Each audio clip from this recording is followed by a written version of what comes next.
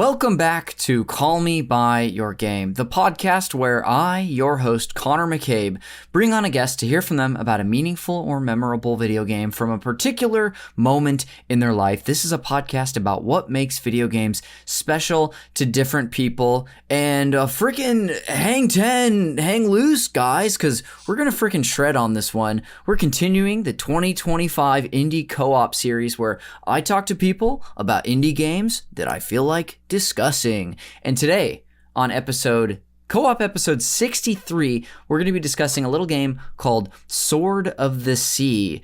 Definitely the newest game that we've discussed on this series, one that came out about a little less than 2 months ago, and I'm really excited to get into with a few special guests. Before we introduce them, though, as I drop the sort of surfer, snowboarder accent, this is a little reminder that this podcast series right now is our special bonus that we are doing in the year 2025 on the Patreon over at Super NPC Radio at the $10 Engineer Toad tier. We release every single month an episode on a different indie game. We've covered stuff like Sea of Stars, Bastion, Untitled Goose Game. We're doing 12 of these bad boys throughout the year.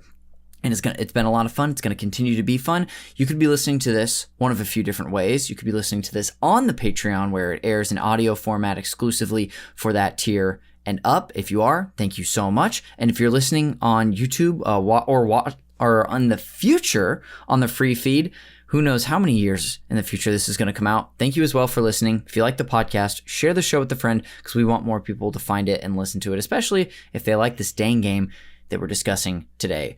Folks, it's time to introduce our guest for today. And boy, if this isn't a special occasion, I don't know what is, because you know what time it is, folks. It's a 3 Amiibos episode. Let's welcome to the microphone at the same time Jeremy Schmidt and July Diaz. Hello. I thought we were going to do it at the same time. Oh, yeah, we'll do it at the same time. Hello. Good to see you. Good to be back. Good to be back. I love being back on the show. I love hanging 10. Yes.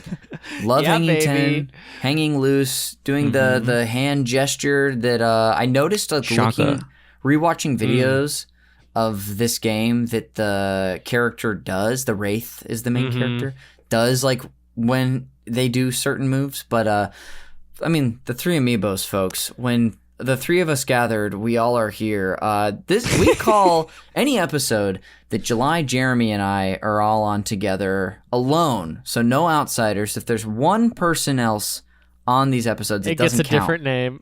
It gets a different game. It gets a different name. Usually we call those shitty episodes. Internally, we call that. Yeah. Yes. Around the office. Oh, around the office, yeah. I mean, I truly don't get it twisted, folks. I usually have 4 people on these co-op episodes, like a host and 3 guests, and I was like, not for this one, because it's time for the 3 Amiibos. Probably the best nickname I think Jeremy's ever come up with for a group of people. Dude, we are the 3 Amiibos. It's good to be back. It's good to see you guys. And honestly, I am so thankful you asked me to be on this particular episode, because instead of like a classic game that I had played before, this got me to play a new game that I, spoiler alert, just think is fantastic. And it was just like, Ooh. and I'll go all into my experience later, but I had a very charmed time with it. Ah, I'm so glad to hear that, dude. In July, you pretty much had a miserable time going through this. Yeah, I usually have the complete opposite from Jeremy's experience. No, I had a very out-of-body experience, and I very much enjoyed myself, and almost teared up. I'm getting choked up just thinking about it. Oh wow! Now that's a tease, baby. Jeremy, I'm realizing too, you've been on at least one co-op this year. You were on the Indiana Jones. And oh yeah, that was this year. Yeah, it was technically our January episode, and that was like I didn't have an indie game ready, so we did Indiana games. Man, sure. It's been a long year. So much has happened. That felt like a long time ago. Just God, playing tell me Indiana about it. Jones felt like a long time ago, right? July had the longest day. It's true. Yeah. That was your last appearance, but also, Jeremy, it's pretty appropriate that you were on this, I guess, because I've had you on for multiple Tony Hawk co-op episodes. Yes, baby. They should put Guy in Tony Hawk. Put the Wanderer into. Speaking of Tony Hawk, this is very much a Tony Hawk game. I put it in there. Yeah, big put it time. up there. I rank it between Tony Hawk 4 and 5. That feels above right. 5, below 4. Yeah, right. Yeah, exactly. Well, let's get into it, folks. Before we do a little, we talk about our experience, I'm going to do just a little table setting for this game. Again, if you're listening to this as it comes out, this game is available on PlayStation 5 and Windows. It's still the only places that it's been released, but if you have a PlayStation Plus Extra subscription, which I believe is the second tier of PlayStation Plus, then you have access to this game, which is how the three of us ended up getting into it. So if you want to play the game and then come back, it might take you like 2 to 5 hours. It's not very long. But here, let's get into the history and context. Sword of the Sea is a 2025 adventure video game developed and published by Giant Squid, who are the developers of Abzu and The Pathless. This might be something to get ahead of since none of us have had experience with this game before we played it, but I have actually never played either of those games. How about you two? No. Abzu. I've played Abzu. Okay. So Jeremy has a little experience. Founder and creative director at Giant Squid, Matt Nava, was previously at that game company where he was the art director for a little game called Journey, which this has some stuff in common with. Jeremy, this is a game you've been recommending to me for a long time that I still haven't played. Yeah, and immediately as you're talking about the history of this game, my brain is like lighting on fire with like memories of that game company and memories of Flower and Journey and like where the hell did they go? And like, you know what I mean? Like that was such a PS3 era game developer. And and now I think they're on mobile doing some stupid mobile thing. And it's like it's such a weird thing because they were at the top. They were at the top indie game pyramid, and then now are they doing Fruit Ninja? They might be doing Fruit Ninja now. Oh, but then this game has so much in common with Journey. So it's just like such a but anyway. Okay, awesome. Would you say it's a spiritual successor to Journey? Yes, and we'll get into like some more similarities, I'm sure, later. But yeah, it's crazy. The composer for Journey, Austin Wintory, created musical compositions for this title as well, and the soundtrack was created in collaboration with the London Voices Choir and the Phoenix Boys Choir, as you get some, voices throughout the music in this game. In Sword of the Sea, the player assumes control of a character named Wraith, who rides around on a hover sword to restore life to a barren wasteland, a sort of desert environment. And you could describe the movement and locomotion as snowboard-like. It's also kind of got stuff in common with surfing and skateboarding, as we've been talking around. And the game is mostly composed of traversal around a board-friendly world littered with collectible gems, sort of things to interact with, like lanterns that sort of act like buttons, other sorts of many things in this game that I have trouble, that I don't have names for, so I'll just have to describe, and paths to perform tricks and jump off of. And as we already said, this game is on PlayStation 5 and Windows currently, and it was released on August 19th, 2025. So yes, a little less than 2 months old. Outside of just like the basic context from this game, did either of you two happen to come in with knowledge about it, or did we essentially catch us up right there? I downloaded the game wearing a blindfold, so I didn't even exactly know what the game was going to look like, and then it was kind of once the game was downloaded, I didn't know exactly when to take off the blindfold. So I think I missed the first 5 minutes of animatics, the intro. And I didn't even play this game because I was so excited for this episode. I wanted to find out all about. I didn't want to spoil it for this episode. And folks, I've actually not even been here. It's been a robot talking, so I don't know why we're here, if I'm being frank. Can anyone catch me up? If you didn't know, Connor, the podcast host here, is sort of this new AI version of him. Yeah. The podcast network is getting into AI now. Yeah. Super NPC Radio. Yeah, what do you think we call it that? Huh? You go back and look at our logos, and it's you're gonna have a real Mandela effect moment where you're like, has it always been that? Mm-hmm. Jeremy, did you know much about this game before coming into it outside of not playing it? I must have seen this on a PlayStation. What do they call it? Where it's all the trailers. State of play. Yes. Yeah, I think I saw this on there too. Yeah, very briefly. And it's one of those games where back in the day, like you'd see one frame of this and you'd be like, oh, I have to play it. But now there's like so much cool looking stuff that sometimes it can be a little bit of a wash. So I think this ended up in the wash of just like trailers.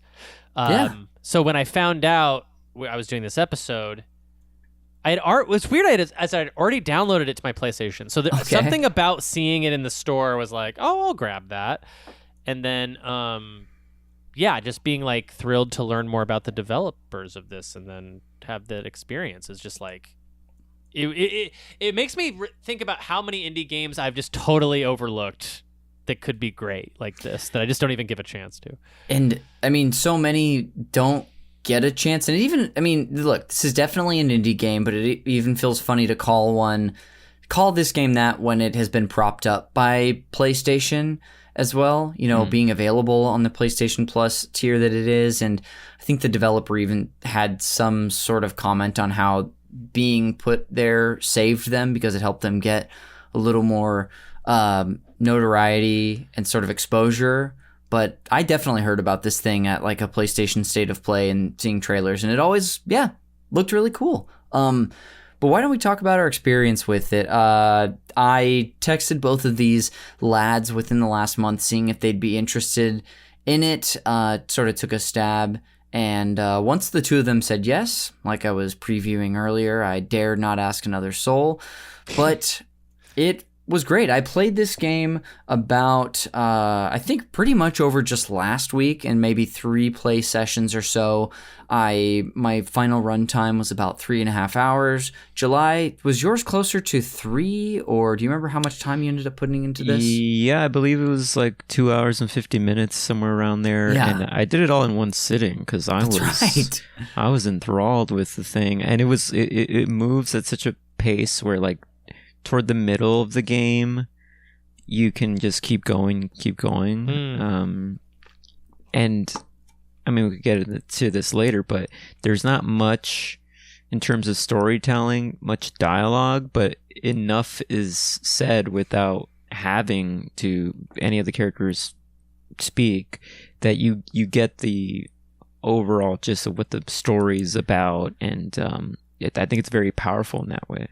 Yeah, a lot of while there are like sort of, I guess, areas where you can read certain text and lore, it is a lot of showing, not telling when it comes to the story, which kind of leads to sometimes confusion, but mostly for me was like I think this is the vibe I'm getting from what's going on. Jeremy, what was your runtime on this? Because this is a game like July and I have sort of hinted at that you could I bet you could play this game in an hour if you just zipped through it, or you could spend 10 hours with it if you wanted. I feel like me and July had almost the exact same experience where it was about that long. I think it was just, maybe it just crested over 3 hours for me, but it was all in one sitting. It was like Sunday night, I knew I had this coming and I popped an edible, and just like 3 hours later, I just had this like very emotional experience, you know what I mean? It's just like such a wave of like, and you're so gobsmacked by like every image you're seeing too. So it's like, it was just like one of these nights where it was just like, my wife is just like, I'll read, I'll read and let him have the TV because he's having a moment. Oh, I definitely also had to play this on a night where Amanda was in acting class, and so that's when I at least started and did my first big 2-hour chunk, I think. But let's get into just discussion about the game itself. July, you've sort of teased us so much with this wonderful romantic evening that you had with the game. When you think back to that experience, what was it? During the day. It was during the day. It was not in the It was an evening. And where was his hands? You had some candles lit. His hands were, I did have candles lit. It was like 2 p.m. in the afternoon. Hot as hell. It was so Your hot. living room. Just sweating profusely. Mm-hmm. You had this a great experience with the game. Yes. But early on, I know that the trailer grabbed you when I sent it to you and at least piqued your interest. Mm-hmm. But what would you say was the thing that hooked you earliest?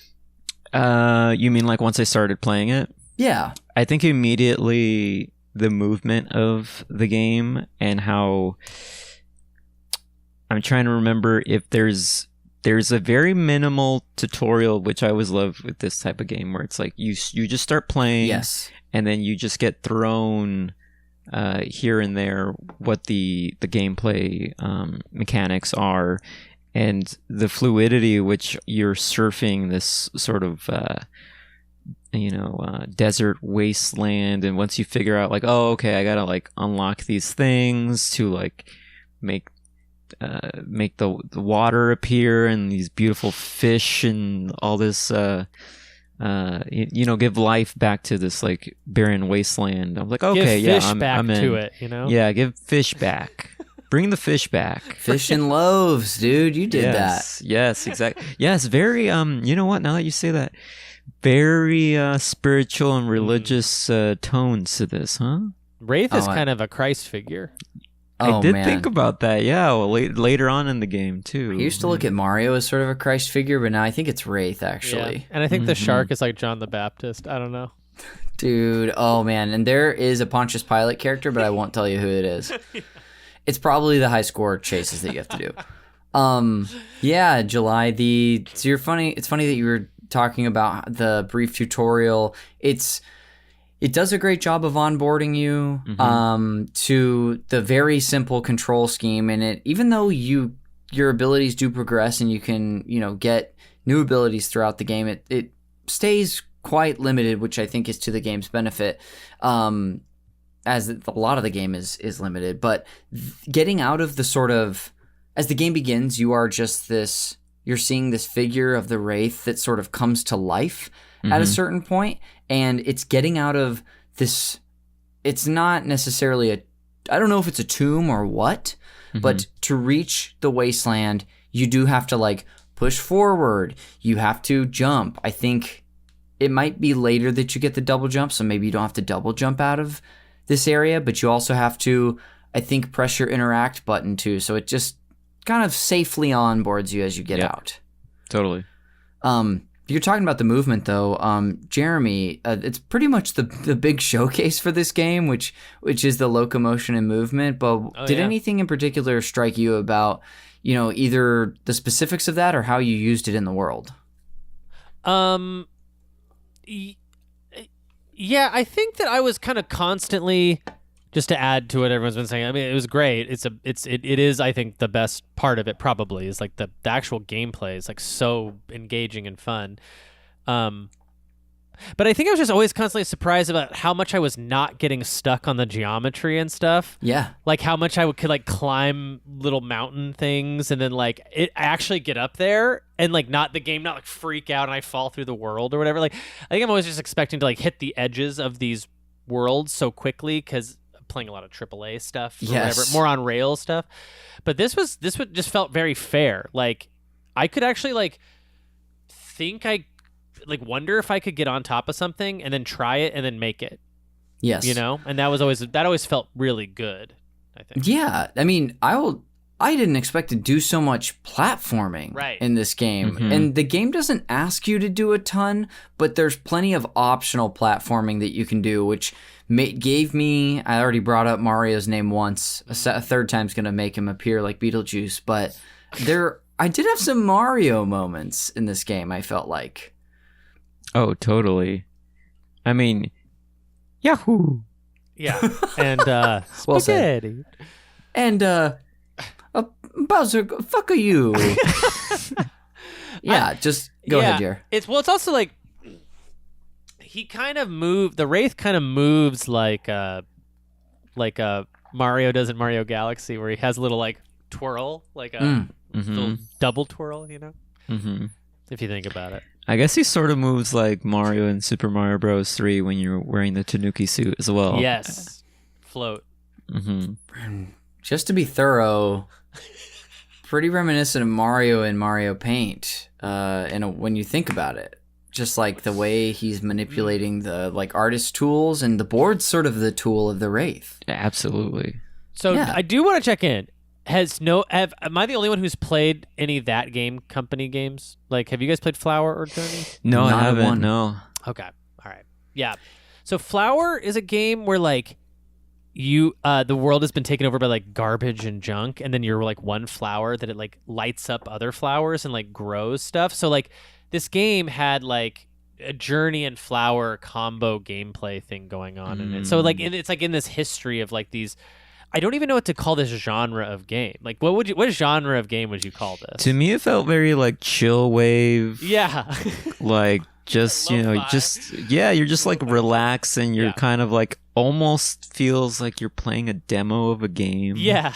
You know, but it's it's a full-fledged out thing. It feels like something I should have played at a museum or something, like a experience, like a IMAX experience or something.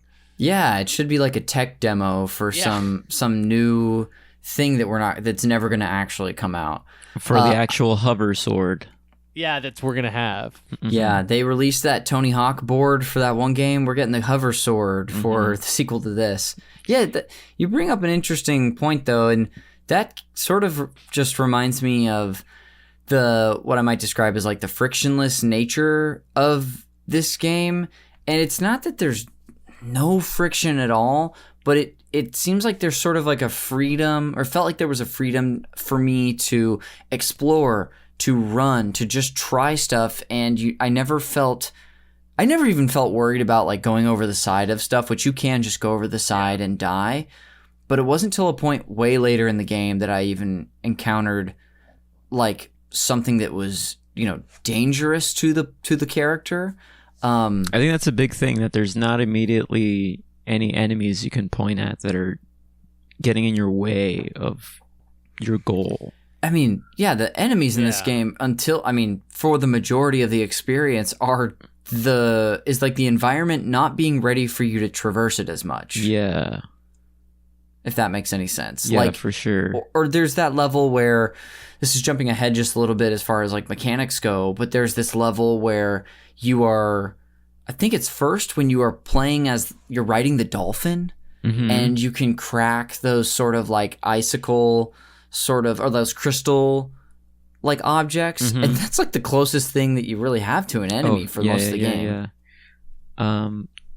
Now that you bring that up, there are moments in this game that it just becomes other games, which I love. So that moment, it is just you're just playing Echo the Dolphin, right? At that point, yeah. And then it does become like a Tony Hawk thing where it's like get a high score, or you don't get the reward, and you're like like I think that probably was my least favorite part of the game. Honestly, was like doing tricks and stuff, because I was like, why am I don't know what I'm doing. There's something about that I like when you get new abilities in this game by you're collecting gems throughout the thing, which sometimes is used from this like masked merchant to open a door to progress to the next area, but sometimes it's used to unlock a new ability. Like I believe the double jump was a second ability to unlock like a higher jump, or these different styles of tricks that you can do when you're in the air. And I think, Jeremy, I personally much preferred using them just in the traversal and exploration rather than the high score chases. Yeah, just something to do while you were kind of cruising around and like look cool. Because I mean, look, I did every high score chase, but I think that maybe that might be one of the weaker aspects of the game, because it feels like then the limitations of the movement and the abilities almost like drag that down a bit. Yeah, it kind of highlights something the game doesn't do as well as other things, which is maybe like that rapid movement. Juxtaposely, one thing I really liked was, I don't know if you guys remember that, I think it's like an ice area. Oh yeah, where you have to do all of the long platforming. Yes, that ruled. I loved going so fast. And then doing those jumps. And so I think this is one area where there's a couple different spots where it kind of goes up this mountain. Yes. Yeah. The region does, and there's all of these like platforms that are just like long stretches of platform that you have to go off of ramps to reach. That's what you're referring to. Yes. Mm-hmm. Yeah. Yeah. Oh and my gosh. And you would hit like the line, and it would propel you harder, and you had to, and like there was those like lantern things that gave you the ability to use your boost. Oh yes. Yes. Yeah. The blue lanterns. The blue things. I think this, Jeremy, gets me to something that I really enjoyed about the game, which is the fact that, like, if my interest was piqued, more often than not, if there was something I wanted to try to do, whether it be get on to, like, reach one of those long stretches or get on top of something, or I wish I had a better example right now of another thing that I tried not knowing if there would be a reward, in quotes, at the end of, but I think that's something this game did really well. Yeah, it's and interesting. I mostly mean just exploration. Rewards are really just like, it's really just things that propel you forward, and like I think this game, for like having a lot of like non-friction elements to it, like not no enemies or whatever, it's like you're still propelled forward, and I don't really know why. I don't know like what's compelling me to keep going other than just seeing it through, I guess. The only thing that kind of put a wall in front of me very early on, and I didn't have an issue with later, was the way that you gain new abilities is you have to collect these what are the gems? The gems. Jiggies, I think. Yeah. Oh yeah. The jiggies, you got to give it to this like merchant type character, and you don't have a map, and you don't have any like signs to point you to the direction of where those guys are at. And at a certain point, once you start unlocking more of the area, I did have like a moment where I was like, where the hell is this merchant guy? But it got better later on, where he would just appear a bunch later on. But I think that was the only thing that, I don't know if it would make the game better or not, because aesthetically, I think the game works without having a map for you to have to look at all the time. Yeah, definitely. And I can see how, unless you stumbled upon that guy in certain areas, it would be very easy to just wonder where the heck he was. Mm-hmm. But we were talking about the traversal, the exploration, the simplicity. Jeremy, is there an aspect of this game that we haven't discussed yet that you want to hit on? The love story. Yeah, perhaps it's a love story. I guess. No, I think. Well, I guess you can interpret it however. Friendship story. Mm-hmm. That's true. Yeah, like and that like, so for a part of the game, you're with another person, and they're riding the sword with you. Is this a spoiler? Is that okay? Oh yeah, feel free. Yeah, please. Yeah. But then then they give you a power, which I think is the double jump. I think like isn't that what the double jump is? I think it's the triple. Oh, the triple jump. Yeah. Or no. Wait. Or the hover, or no, you become a snake. Yeah, it's the hover. You're you can snaking like around. Snake around, yeah. Yeah, I like that's a great part. Yes. I love that too. And I kind of miss it when you can't use it anymore. You don't get to use it very long. But I was like, I want to do a lot of puzzles with this. Mm-hmm. Yeah, there's almost some meat left on the bone there. I think so. I think they definitely were like, they just like flexed a bunch of really great game ideas at us, and then like that was sort of the game we played. Mm-hmm. It was definitely, because each one felt like it's like you were saying, like its own different game. Like when you were the shark, that felt way different than when you were the dolphin, and then you never revisit anything really. So it's like there is a moment where you're in the snowy terrain early on where you were essentially playing the level in Ocarina of Time, where you're in the desert and you're trying to find your way through to the next area, and you just have to follow these flags out in the distance you can't really see, and just that's great. The lava area is great because it affects your character in a new way, where you have to like not be in the lava so long. Yeah, your character goes hot, hot, hot, hot, hot, it's hot, hot, hot. It is hot. My feet so hot. Just too much from that character. I was like, wow, no dialogue in this game, and then you see it starts piping up right there. Mm-hmm. Yeah. Did when I look back, I think some of the more memorable moments in this game, or at least the regions, were definitely the first one, probably because it makes such a big first impression of being this desert wasteland that then you are sort of bringing life to and healing, and there's a lot of like imagery that like it sort of becomes covered by the sea, hence the name Sort of the Sea. So there's like a, is that I don't know if dichotomy is the right word, but there's this like two-sided coin to this world between desert and water, almost as if you're returning it to its former state. But that first area definitely made a big first impression, especially learning learning how the game worked. But did you two have a favorite moment or region or like acrobatic that you did? I mean, once you start playing as the dolphin, and there are certain sections where you're just propelled so high up a section, Yes. It just looks so funny. I mean, all that stuff I loved. As I mentioned before, the snowy area, all that was really, really cool. And I mean, the final battle, the boss battle is pretty sweet too.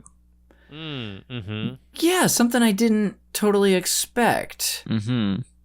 Big boss fight. Yeah. No, definitely, especially after the whole game, there's nothing like that. But I guess if there is sort of a being that is the quote unquote like champion of this, of like bringing this region down or whatever it is, I guess it works fine. I don't know what I would have wanted differently, I guess. Yeah, it's a good point. Was Would that you the have wanted dragon from Dragon Ball? Is that I think who it's we fought? Rayquaza. Yeah, Rayquaza. I think it's yeah. Rayquaza. Would you have wanted Rayquaza to like go against you in some sort of like competition of who does the best tricks? And loser leaves town. A loser leaves town sort of match. Yeah. Yeah. Sort Who can of shred the a hardest. Brink situation. That could have been good. Yeah. I do. July, I was absolutely thinking of Brink when you brought that up. Yeah. And who wouldn't be? July, coming back to your sort of marathon experience with this game, what was like you were referring to? You kind of described it. Maybe you were doing a bit as an out of body experience earlier. Was there anything else that sort of, I guess, contributed to that when you were playing? Yeah, so I guess I should be clear. I was not doing a bit. I was playing the game in a sort of a way where I sat on one of my hands, and so This it fell isn't the games asleep. club. So it fell asleep, and so I was playing the game, the stranger mode. And that's both hands on your controller, though, right? Oh yeah, both hands on the controller. Okay. But one's not his. The left hand is not mine. It's a stranger's hand. No, I don't know. I just feel like even you bringing up the background of the choir music, some of the music in this, I think, really gives the rest of the game, like, it fills out the world. And also there are some shots in the game, sections of the game, where it kind of becomes like a 2D side scroller at moments, and you just get to see like the beautiful background of a level with like this beautiful choir in the background, and it is kind of like, ooh, this is like a nice atmosphere, like, and then it kind of it goes against what the story is telling you, which is like this Rayquaza figure is like fucking up the vibe. Big time. Yeah. Yeah. So I don't know. I just felt like very much like I think the length of the game too, overall, with the gameplay and everything else, it just like, to me, it was like, oh yeah, this is like a cool experience. Like you were saying like earlier, like this feels like an event of some type. Like you go to a place to play this game, but also I don't know. No, yeah. A lot of that resonates. Yeah, it does kind of feel like almost like a dream that you sort of like sank into, and then you woke up and you're like, was any of that real? Yeah, especially with like all the lore stuff that I read all this stuff Oh, but yeah. couldn't quite pinpoint what was that in relation to the story of the Wraith and this other kind of ninja character, how that relates to that, and also with your character. I mean, it got me. I don't know if it got you guys when you fall into the lava. I'm like, oh, I just messed up. I guess I have to start over. Is this game over? And it's not game over. I know. I truly was having the thought right before then, probably because we were in this treacherous lava area. I was like, oh, wow. I'm sure on the podcast I'm going to get to ask the guys if they ever talk about how this game doesn't have any dying, or there's no consequence for anything. And then I died and was like, oh, I guess I did die. And had no idea, July, to your point, I think, that it was going to be a part of a cinematic experience after that. Yes. And even that, I was like, what the fuck is happening? Yeah. Right? I wonder, so it probably happened for all of us. It has to happen in the same area where you're escaping Rayquaza, as we're gonna, as I'll just refer to this dragon thing from. But it's a heavy area of lava where there are those like little boats that you can sort of traverse on. I was so preoccupied with trying to get each boat in this game to light up. Did you notice if you go on one of these boats, the like windows on it would light up? Oh, I didn't even notice that. Oh, yeah. I guess I did notice that. Yeah. Well, I was truly so fixated on it's in the last area of the game, I'm pretty sure, only. So that's probably the most thorough I was, and I don't know if there's like an achievement for it, because there's plenty of achievements in this game. But I was so fixated on that I wasn't going through the area as fast as I could, so I didn't know if I thought it was just me getting tripped up, but it turns out that just happens to everybody. Oh, yeah. Unless there's a way out without dying, which I would kind of doubt. I don't know, yeah, because I was going through that area as quickly as I could, and then at a certain point, I was just touching the lava too much. Yeah. And you kind of just get sucked into the lava. Ouch. Yeah. Did you? Speaking of like, I guess thoroughness. You two are no strangers to like 100%ing a game or seeing everything in a title. Did you find? I mean, none of us did everything in this game. I think I have 4 of the 9 abilities that you can get from the. Oh wow. Yeah, like there's like if you go to the pause menu, there are like 9 spots where your abilities are, and I only had 4, maybe 5 unlocked. Yeah. There's also like shells. Remember the shells? Yeah. Like what the heck? So I bet those are more collectible things you need to get. I probably missed some. There's a new game plus so that you can start with all the abilities you've unlocked, and I think you have to do it to unlock everything. That makes sense. Yeah, especially all the gems. Like I felt like it was so thorough on gem collecting that there's no way there was that many thousands left, but there definitely could have been. But did you? I think I was bringing this up because I wanted to ask if you guys felt like you were thorough. Did you even try to be thorough, or were you just playing and were you just moving on to new areas when you felt like it? I think I was. I think I was doing both, but then at a certain point, I was like, I think it gets to the point where you are riding these animals and you're playing as these animals and you start breaking those like icicle things. I'm like, oh, I'm just trying to get to the next thing and get the, if I collect gems to get a new ability along the way, that's great, but I'm not going to be like seeking all the gems to get that ability, because I assume you not getting an ability is not going to block you from the next area. You know what I mean? I think I don't think there are sort of that things are gated beyond abilities. Rather, progress in the main game is gated. Yeah.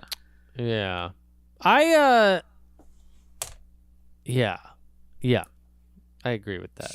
There was one moment later on it's close to the very end where there are these high towers, and it's very clear that it's an optional area. Oh, yes. For you to do some platforming. And so I did that, and I think that lights up another section next to the section that you need to light up for this like light up bridge to get up to that giant pillar, if you know what I'm talking about. Yes. So I definitely did that, and that unlocked like another ship with more gems to from the bottom of like this ocean area. Yes. Like it came up. Yeah. I feel like I would explore a lot. Like I would like hang around an area for a long time trying to get stuff, but inevitably it felt like what would happen is like I would find something that was sort of like I wouldn't realize it, but it would like it's accidentally progressing the next part of the game. So I would slip past an area, and I would remember like, oh, there was a couple things that I didn't check on before I like left, you know. But it wouldn't always be like a thing you could go back and do. So.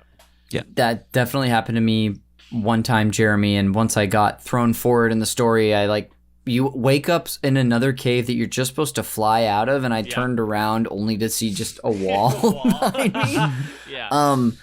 This game was not a surprise, because I feel like there are so many games since the year 2005 that have felt the influence of this title, but I got some big Shadow of the Colossus vibes, Jeremy. So much, both from the opaque way that this story is rolled out to us, to even the Wraith character has some stuff in common with Wander. Yeah.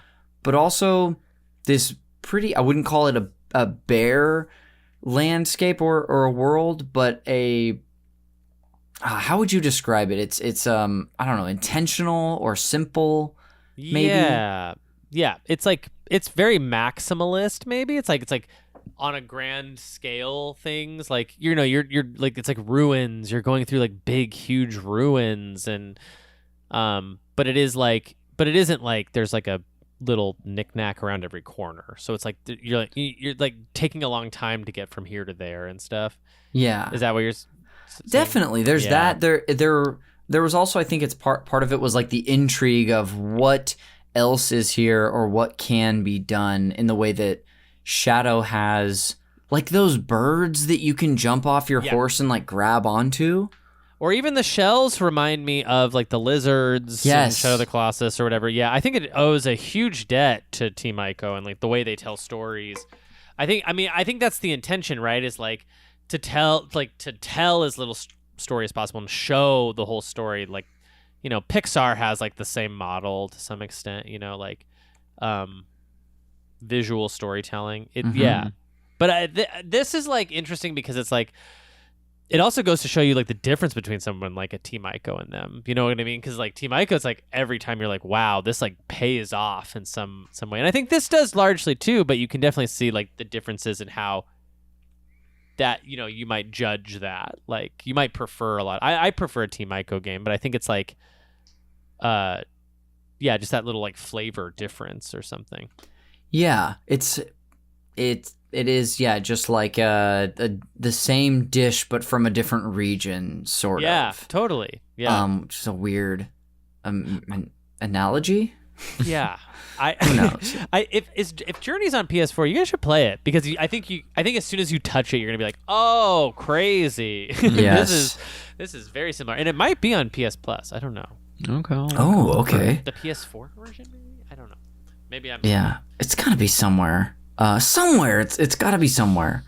I liked, one thing I wanted to bring up was that there are, I want to say maybe there are 4 technically, but 3 sort of basic regions that you explore throughout this game. There's the first desert wasteland.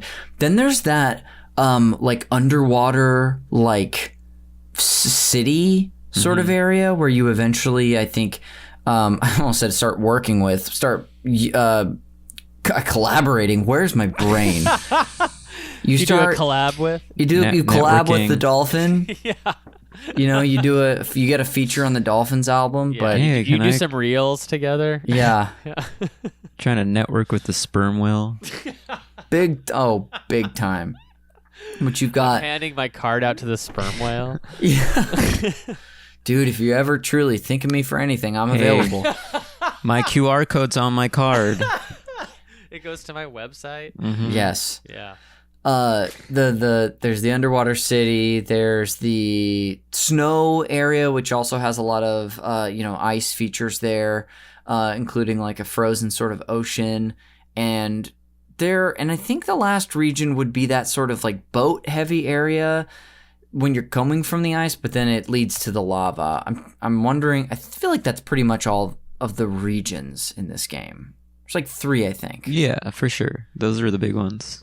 Yeah, I think, for a game that has a lot of sand and a lot of water, I think the variety is fine, and that it like was different enough for me to continue to enjoy exploring. Did you guys feel that way?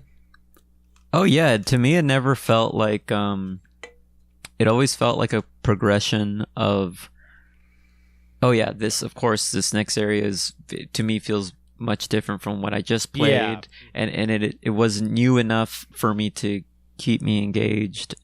And yeah, like I mentioned before, like just the elements, the environmental elements in each section were different enough for me to also be like, oh, this is, like you said, the blue torches that give you like the speed boost. Oh, that's cool. Like that's not in the other areas. I think it's only in that area, right? Or like the seaweed. Remember the seaweed that you like fly up? You have to hold Yes, you like that hold the also jump was button. kind of weird. Is that you can just like float up with the seaweed? Yeah. It was like such a strange mechanic. Yeah, Yeah. but I thought it had a great pace. I thought it moved really well. Mhm. I do think playing it I almost wish maybe I played it in a couple of sessions, because like playing it all at once in one sitting was like it kind of blends together. Like Yeah. it's hard to remember the like when the distinctions happened, and like, but yeah, I thought like everything was like pretty varied enough. It kind of did like the entire every biome you've ever thought of in like like 2 hours. Yeah. It's like sand, grass, ice, lava. Mm-hmm. July, you brought up something about the different regions that I was also having sort of thought going as I played it that I really enjoyed, which is how it takes this is just a classic thing in video games, but that is done pretty well here, which is taking the mechanics of the game that and applying them to different challenges or like puzzles in the game. I'm remembering too, there's this puzzle that reoccurs where you like go to this structure, which is like a fish mouth that gives you a bubble that then you have to take the bubble to like a vent or something. Yes. And I did not encounter any like hindrances to the bubble. Like I don't remember. In fact, I think later in the game I even went on some lava and the bubble didn't disappear. Whoa. I thought it might, or if the sand hits you, it might actually go away. Like one point later in the game, but yes, and I think they even set it up. I can't remember if it's almost immediately when that's introduced or later, where it is like, oh, you can't touch the sand or the lava, because it's like a thing. It's almost like a second nature thing as someone who plays video games already knows. Like they don't need to tell you like don't touch anything else because the bubble will pop. It is just an instinct as a pro gamer. Yeah, as somebody who's really good at games. Like I was like, I even saw the bubble. I was like, I know what to do. I got to put it in some. I got to put that bubble. I got to put the bubble in that mouth. yeah. Oh, you. And it's gonna unlock something. Yeah, it's got to, or that'd be crazy. Yeah, it'd be crazy. Yeah, you bring up an interesting. I mean, that point really makes me think of how this game does a lot of communication by just showing so well, including that. I think, it's like a room. To be specific, it's a room where at the very end of the room is the bubble dispenser, and on your way there, I don't think there's any sand. You can just ride on the wall, which is a fun feature in this game. Oh, I love that. Oh yes, yeah. It's so great. And then eventually, when you head back, there's like a wall, like I guess like sort of columns of sand, and it's just it's kind of second nature. It's exactly that. And I'm not sure if the bubble pops if you touch the sand, because I did it on first try. I wonder, because this game is so.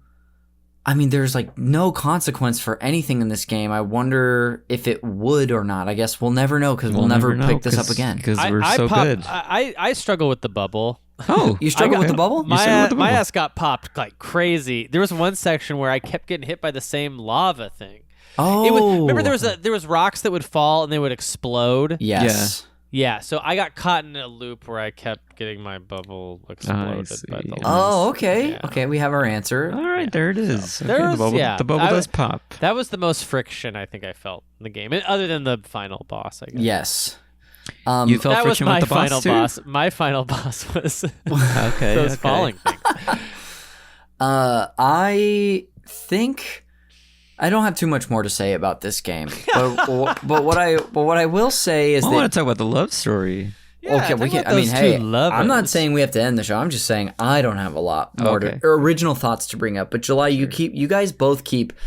Once I think I don't have anything else to say, you say something that jogged my memory on something that I liked. I think the way that this game worked best for me was, as much as I genuinely did enjoy the little puzzle moments, the sort of the times where you actually have to use your brain a little bit, I think the game works best when you're not really using your brain as much, when you are flowing down like through an environment, or just continuing that momentum and jumping and using a ramp or doing a trick on the way down, which as much as I was harsh on the tricks in the high score games, I really do love jumping as high as I can, flying forward, and like doing different front flips or side flips or melons, as I would do in Tony Hawk. Dude, Jeremy ripping gets melons on this thing was No Christ there, though, I noticed. So maybe he's not a Christ-like figure. Yeah, I guess not. I guess, you can't be a He Christ-like did no figure if you Spider-Man can't- tricks. No Spidey. No Spidey stuff. But that's something I really loved, is just I think the way that the game works the best is just letting your momentum continue, or which it allows for, whether you're moving in an environment or the few moments where you kind of are just going down a tunnel or an area like that. So much fun. July, did you want to talk about the romance in the game, since you Okay, had a well, romantic evening playing? I mean, I don't know if you guys found it romantic or if it is just very much like two characters that find themselves like having this like partnership to get through the environment. Because also it doesn't seem like this other character is introduced as maybe an adversary of yours. Yeah, the very ominous present. At least the way the game presents this character first. Yes, Yeah. and then you guys look like you're gonna have a little duel, but then something flies off of your sword and goes into their sword, Ew. and then also already kind of romantic. And then it like lights up their sword to sort of become like a hover sword like yours. And then they like get on this dolphin and you go chasing after them, and then they kind of like beckon you to get on the dolphin, and now you're just like two people on this quest. Yeah, partners in crime. Partners in crime. And then the only reason I keep bringing up that it's like a romance is because at a certain point this other character takes off like, or just lifts up their little their mask, and you see they're like this. Their eyes are very feminine. Yes, definitely. 100%. Yeah. So there must be a romance. It has to be romantic. Oh. Yeah. Uh-oh. At that point, as a player, I'm like, these are just two guys, you know, having fun. Just two guys just having a good time. Having a good time. And then, there's what's happening here. We're a little distracted. We're distracted, and then they become sort of like a damsel in distress, right? They kind of save your life, actually. Yeah. They kind of sacrifice themselves. Mm-hmm. And then, That's good. yeah, it's a sort of you scratch my back, I'll scratch yours situation, where they save you and then you save them. There's definitely, it feels like a social contract being fulfilled, right? Yeah, because also your Tit sword. for tat, they say. Yes, definitely not just out of the goodness of their souls. Yeah. And that's what's so great Are about they this from game. the same town? You can interpret it as whichever way you want, but you know, if you're like if a dragon, a Rayquaza is attacking you, and your sword breaks, like it's like you said, it's like there's a social contract there where it's like, okay, well, I save your life, you're saving my life. I mean, let me ask you, if you're getting attacked by a Rayquaza, who do you want on your side? One of them. Ooh, Groudon. I don't know. That's a Pokemon from the same game, I think. I guess Pikachu. Yeah. No. One of these guys. I mean, story-wise, though, I think my interpretation, I'd love to hear if you guys had any differing thoughts outside of what we just shared or anything that struck you. Sort of a sad story, too. Yeah, it seems like, I mean, they do there's plenty of background in the lore. At this point, as much as I literally read it all, I was very intentional about reading it. I still don't quite understand, but it seems like, they were someone who also was probably trying to restore this world to its previous state, and they couldn't do it, and so you're sort of another version of this person taking up a mantle to try. And I don't know if it's like we all played, this may not be the best game for comparison, but we all played Hollow Knight last year, and there seemed to be some lore implications in Hollow Knight that there's multiple knights that have been trying to run this journey, right? I felt that here too, because at the very end of this, after your Sonic the Hedgehog 2 boss battle. Yes. Hell yeah, dude. Adventure 2 battle, I know what you're talking about. Oh yeah. I mean, the second phase of the boss battle is the bonus stage of Sonic 2, where you're just like in a tube, and you're kind of course. Avoiding the attacks and throwing stuff at the Rayquaza. But you kind of become a water spirit and then kind of go out into space, right? And then it almost becomes like the game ends, but then it automatically starts over again. So it's like a cyclical thing, right? It's just a story that is just bound to repeat itself, right? Where these like spirits are trying to bring back this world into. Okay, yeah. So that's what I got from it. I couldn't tell if that's what it was telling, like if like the canon is you fail, that's the case, or if you're the one who breaks through, sort of. Interesting, yeah. I don't know. Yeah. Jeremy, you've done a writing before. Did anything strike you about the conversation we were having, or any thoughts you had about the sort of opaque narrative? I mean, I do like the idea that I think I probably felt similar to like July about like, oh, it's maybe a cycle, or maybe that they're all part of the same well, and like this will happen again. I don't know, but also the idea of just like the virtue of doing something, like something you believe in, like even if you'll never solve it, that's okay. It's like, and even in what seems like death, the spirit of a dolphin and a shark will bring you back to life. Yeah, and perhaps that's true.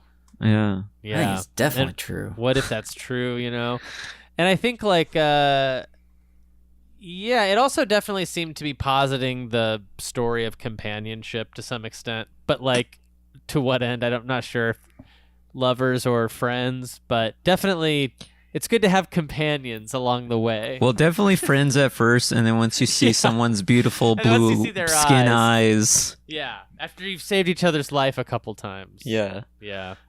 Of course.